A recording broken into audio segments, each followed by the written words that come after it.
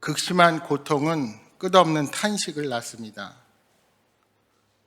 하루아침에 재산과 자녀와 건강마저 잃어버린 욥은 자신이 어머니 태에서 있었던 과거의 어느 날을 회고하면서 자신의 생일을 저주했습니다. 그러나 욥이 한 말은 하나님을 향한 원망이 아니었습니다.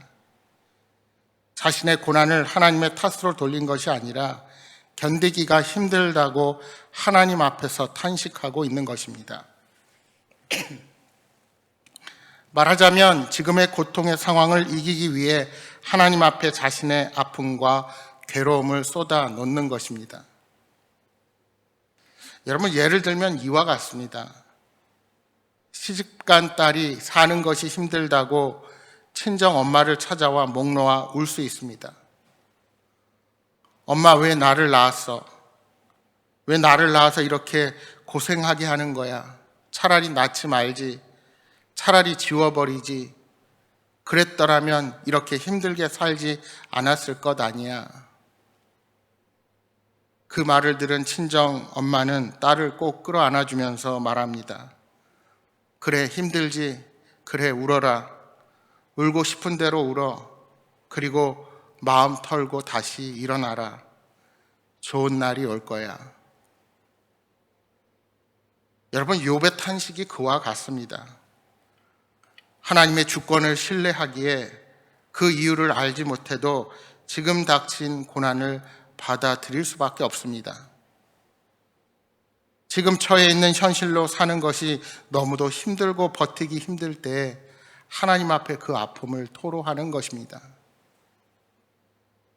욥은 크나큰 고난을 겪으면서 이 땅의 삶에서는 참된 만족을 전혀 찾을 수 없다는 결론을 내린 것 같습니다.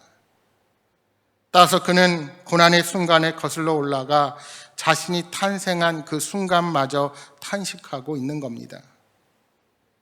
즉, 자신의 삶 전체를 두고 크게 안타까워하고 있습니다.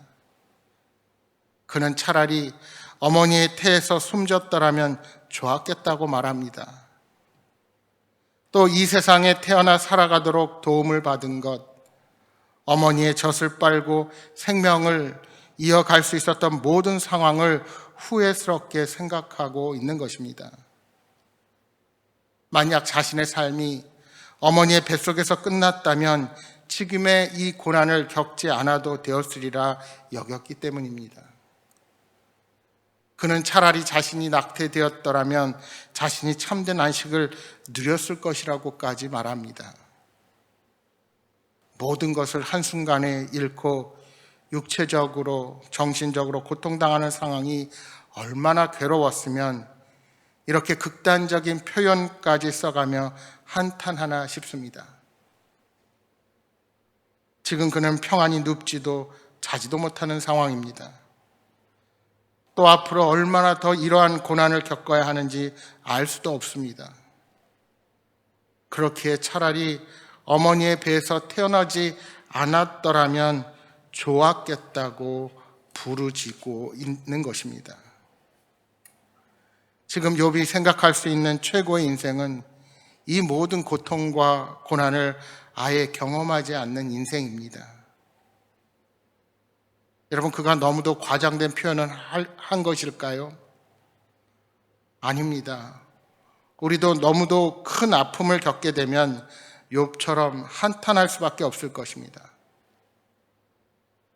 여러분, 고난이 닥치지 않았을 때만 주님 안에 있는 것이 아닙니다. 고난으로 힘들 때에도 우리는 주님 안에서 한탄해야 합니다.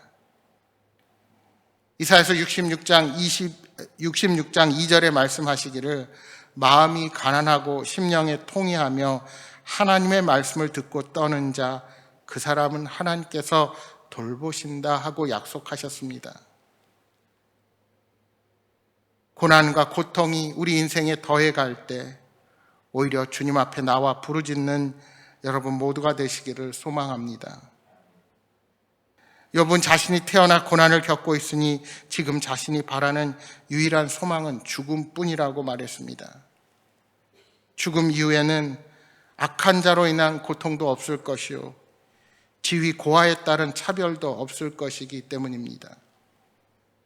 그는 죽음이 기쁨이 될 수 있으라는 자신의 생각을 가감없이 내뱉고 있는 것입니다. 이 세상에서는 더 이상 만족과 위로를 찾는 것이 불가능하다고 생각해서 차라리 죽음이 가져다 줄 평안을 갈망한 것입니다. 오죽하면 죽음이 이 모든 문제를 해결해 줄 수 있는 유일한 답이라고 여길까요?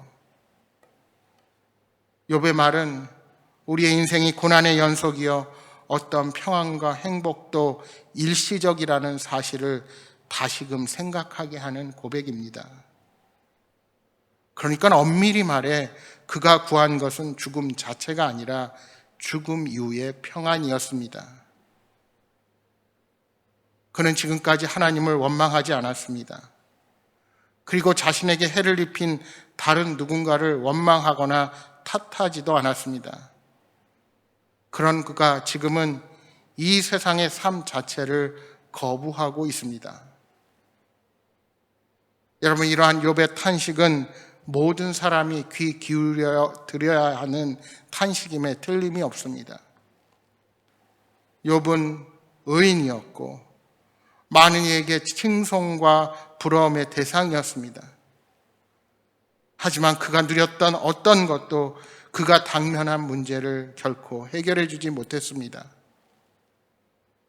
이처럼 인간은 연약한 존재이고 인간이 누리는 부귀영화도 잠시뿐이요 우리를 결코 구원할 수 없음을 보게 되는 것입니다. 여러분은 죽음을 생각할 정도의 고난 앞에 서 보셨습니까? 그 자리에서 여러분은 어떠한 태도를 취하시겠습니까? 우리도 욥처럼 죽음을 생각할 정도로 나의 인생이 차라리 없었으면 좋겠다 말할 정도로 극심한 고통 가운데 처할 수도 있을 것입니다. 그러할 때 그 아픈 마음을 숨기지 말고 다 주님 앞에 내려놓으시기 바랍니다. 그 모든 아픔과 슬픔을 주님 앞으로 가지고 나아오십시오. 또한 주변에 그러한 아픔을 토로하는 자들이 있다면 그의 슬픔과 아픔에 공감해 주시기 바랍니다. 알량한 말씀으로 그들의 말을 판단하고 가르치려 들지 마십시오. 우리 주님도 우는 자들과 함께 울고 긍휼과 사랑의 마음으로 슬픔 가운데 있는 자들을 대하셨습니다. 따라서 우리의 적은 지식으로 어떠한 말로도 그들을 설득하려 들지 마시고 그의 깊은 탄식에 공감함으로 위로해 주시기 바랍니다. 그리고 낙심한 사람들을 위해 조용히 기도하며 따뜻한 마음으로 격려와 참된 위로를 건네시기 바랍니다. 우리가 아무리 최악의 상황으로 고통으로 몸부림치더라도 하나님을 향한 신뢰를 버리지 않는 한 하나님은 그 강한 팔로 우리들을 꼭 붙들어 주실 것입니다. 사랑하는 여러분, 어떠한 삶의 상황을 만나도 하나님의 인도하심과 돌보심을 확신하며 주님 앞으로 나아가는 여러분 모두가 되시기를 주님의 이름으로 축복합니다.